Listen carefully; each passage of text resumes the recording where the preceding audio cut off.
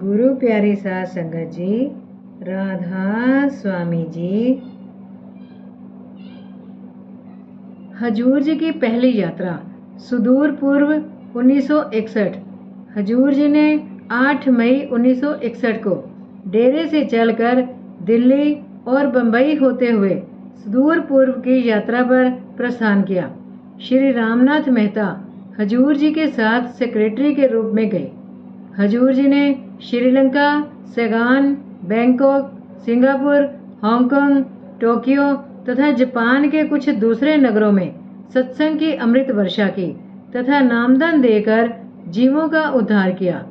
भारत से आकर सुदूर पूर्व के देशों में बसे हुए सत्संगियों तथा जिज्ञासुओं को हजूर जी ने दर्शन दिए और उनके लिए पंजाबी में भी सत्संग किए। हजूर जी की दया और कृपा के अनेक वृतांतों में से एक वृतांत जो एक रूसी महिला ने हजूर जी के चरणों में आने पर दिया है, यहाँ प्रस्तुत है। ये महिला हांगकांग के एक कॉलेज में प्रोफेसर है। उसने अनुभव लिखकर भेजा है, जो संक्षेप में इस प्रकार है। हजूर जी के हांगकांग पहुंचने से कुछ दिन पहले से ही उसे हजूर जी के दर्शन होने शुरू हो गए, परंतु वह ये ना समझ सकी कि उसके सामने आने वाले ये तेजस्वी बुजुर्ग कौन हैं। इन दर्शनों से उसे प्रसन्नता और शांति का अनुभव होता और एक खुशी और आनंद की भावना निरंतर बनी रहती, परंतु साथ ही विचार आता रहता कि ये महात्मा कौन है। क्या ये उसके प्यारे मसीहा हजरत ईसा हैं? लेकिन हजरत ईसा के जितने चित्र उसने देखे उन सब में उनकी दाढ़ी छोटी व भूरे रंग की थी, जबकि दर्शन देने वाले इन महात्मा की दाढ़ी लंबी और सफेद थी। इसके अलावा उनके सिर का पहनावा भी ऐसा था कि उसके ख्याल से हजरत ईसा ने कभी नहीं पहना होगा। इसी सोच विचार में कुछ दिन बीत गए। एक दिन सुबह वह अखबार पढ़ रही थी कि उसमें हजूर जी की फोटो देखी, जिसके नीचे संक्षिप्त समाचार था कि परम संत महाराज चरण सिंह जी आज शाम को 5 बजे सिख गुरुद्वारे में सत्संग करेंगे।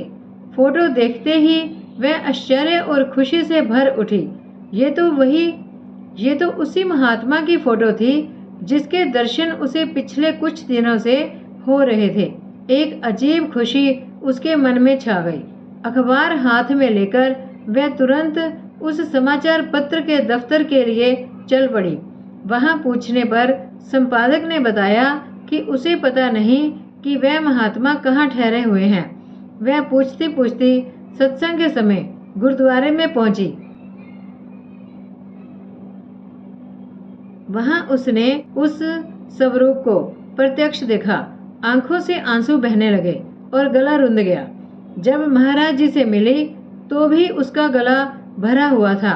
बगैर किसी भूमिका के बोली, पिछले 4-5 दिन से मुझे आपके दर्शन हो रहे हैं। हजूर जी ने कृपापूर्ण मुस्कान के साथ उत्तर दिया, मुझे तो इसका कोई पता नहीं। महिला ने कहा, लेकिन मुझे तो है। सिवा आपके वह और कोई नहीं था जो मुझे दर्शन देता रहा है।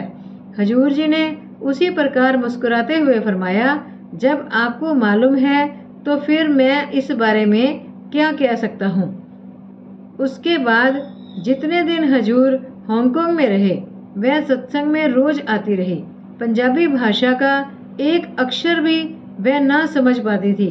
बस लगातार महाराज जी के सौम्य आकर्षक मुख की ओर टकटकी लगाए देखती रहती। कई बार उसके नेत्रों में प्रेम के आंसू उमड़ आते। सुबह दोपहर शाम जहाँ भी सतगुरु होते वहाँ पहुँच जाती।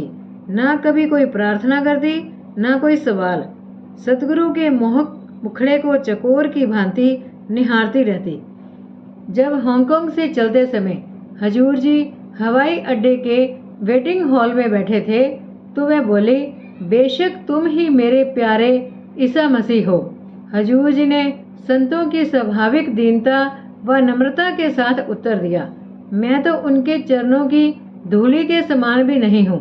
वह बोली, अगर तुम ईसा नहीं हो तो खुद परमात्मा तो खुद परम पिता परमात्मा हो। उसका गला रुंध गया, आगे कुछ ना बोल सकी। वह अपने उमड़ते आंसुओं को ना रोक सकी। कुछ समय बाद उसे नामदान मिल गया और वह एक प्रेमी सत्संगी बन गई।